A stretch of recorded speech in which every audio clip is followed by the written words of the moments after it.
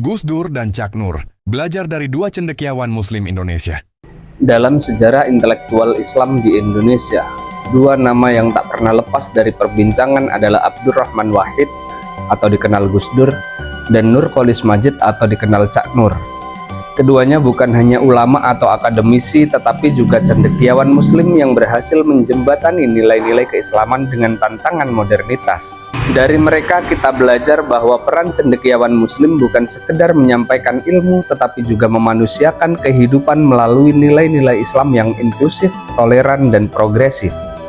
Mari kita lanjutkan. Kita akan membicarakan dari sosok seorang Gus Dur. Beliau seorang cendekiawan dari kalangan pesantren yang memiliki salah satu pandangan Islam humanis dan kemanusiaan yang universal. Gus Dur adalah sosok yang memadukan ilmu pesantren dengan pemikiran modern. Sebagai tokoh Nahdlatul Ulama dan Presiden RI keempat, ia dikenal sebagai pejuang pluralisme. Gus Dur memperjuangkan hak minoritas, menolak diskriminasi atas nama agama, dan berani bersuara saat banyak orang yang memilih diam. Kita bisa melihat pemikirannya tentang Islam ramah, bukan Islam marah.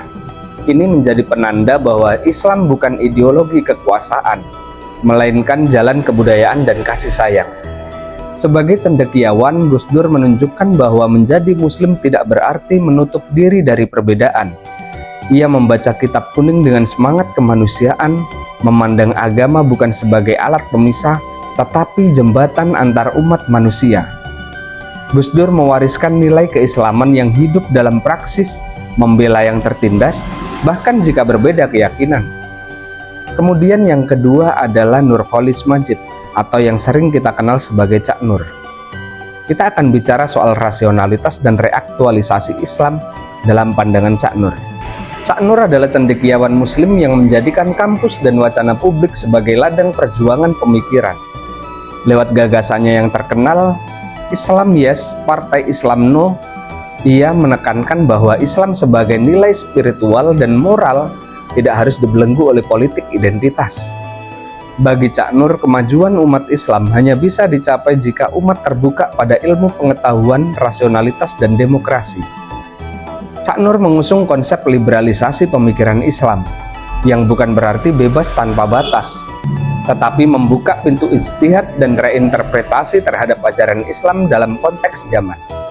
Ia menolak tafsir sempit dan literal, mengajak umat Muslim memahami Al-Quran dalam semangat kemajuan peradaban. Nah, kita tentu tahu keduanya memiliki latar belakang berbeda.